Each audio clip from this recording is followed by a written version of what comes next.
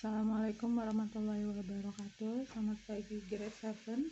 Baik, kita lanjutkan materi selanjutnya. Di minggu kemarin ini setelah menugaskan kalian untuk mengerjakan soal tentang garis dan sudut, hari ini saya akan jelaskan satu persatu. Yang pertama itu tentang notasi dan nama sudut. Kayak di sini sudah menggambar sebuah sudut ya, sudut alfa ini di sini. Ini alfa ya sebutannya. Kemudian di setiap titik namanya ada titik A, B, dan C. Oke. Sudut diberi notasi dengan tanda seperti ini. Oke. Seperti ini ya. Jadi ada garis miring, kemudian lurus. Nah, itu namanya sudut. Oke. Dia tidak sama dengan tanda kecil dari, karena bawahnya lurus ya, dibaca sudut. Oke, ada 3 cara dalam memberikan nama sudut. Yang pertama dengan simbol.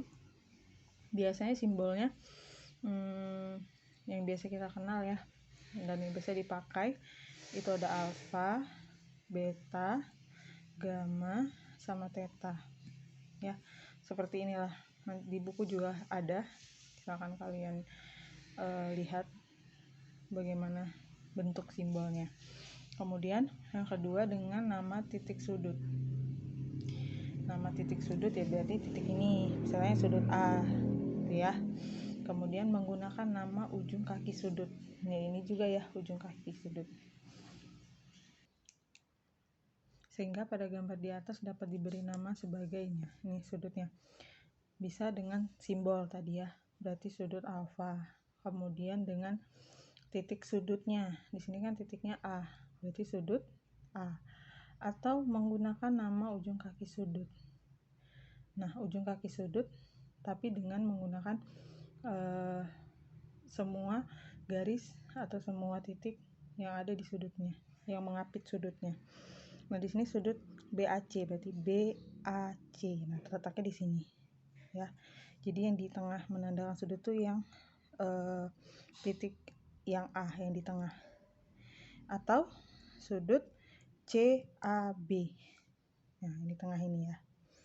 Oke, itulah untuk menentukan notasi dan nama sudut. Selanjutnya jenis sudut.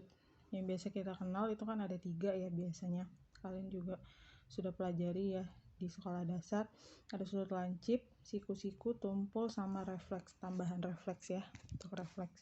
Oke, kalau kita bahas satu-satu. Untuk sudut lancip biasanya itu kurang dari 90 derajat ya. Oke, kalau sudut siku-siku berarti besarnya sama dengan 90 derajat. Kalau tumpul lebih besar dari 90 derajat.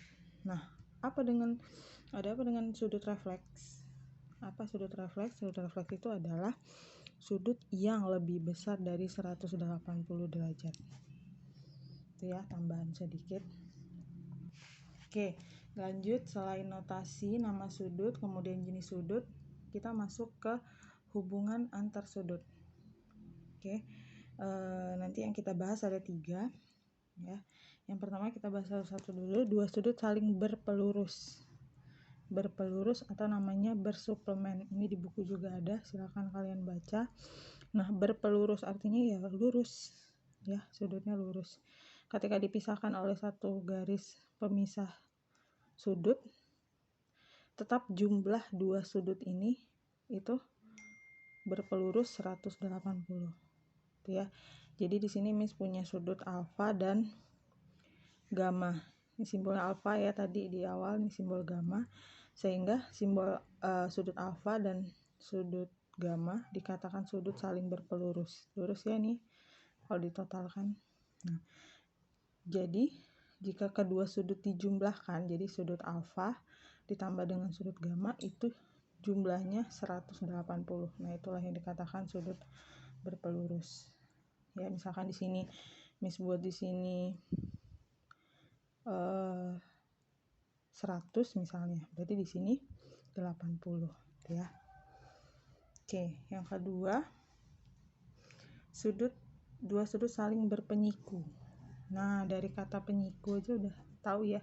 Penyiku itu kan sudut siku-siku 90 derajat. Ya, jadi untuk sudut berpenyiku, misalkan di sini Miss namanya sudut siku-siku seperti ini ya. Ya, membentuk siku.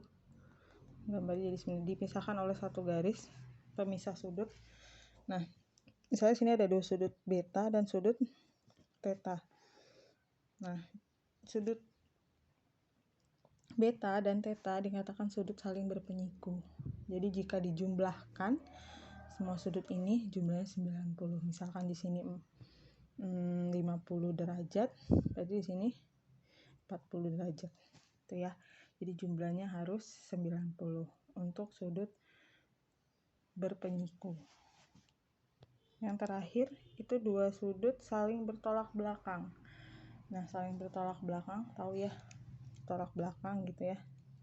Oke, di gambar juga sudah Miss buatkan. Nah, untuk sudut yang saling bertolak belakang itu sudutnya sama besar.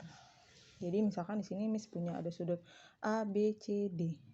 Nah, jadi A ini kan bertolak belakang dengan C, sehingga sudut A ini sama besarnya dengan sudut C. Maka sini sudah Miss buatkan. Kemudian sudut B itu bertolak belakang dengan D. Berarti sudut B sama D itu sama besarnya.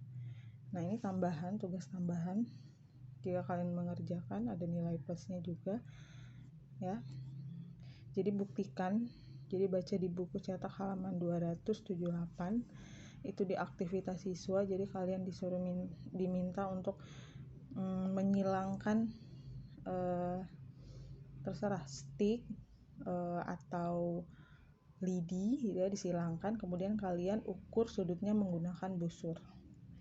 Benar nggak sih kalau sudut yang saling bertolak belakang itu sama besarnya? Tugas tambahan ya. Nanti di akhir ada tugas wajibnya. Ini tugas tambahan, kalau kalian mengerjakan ini ada nilai plusnya.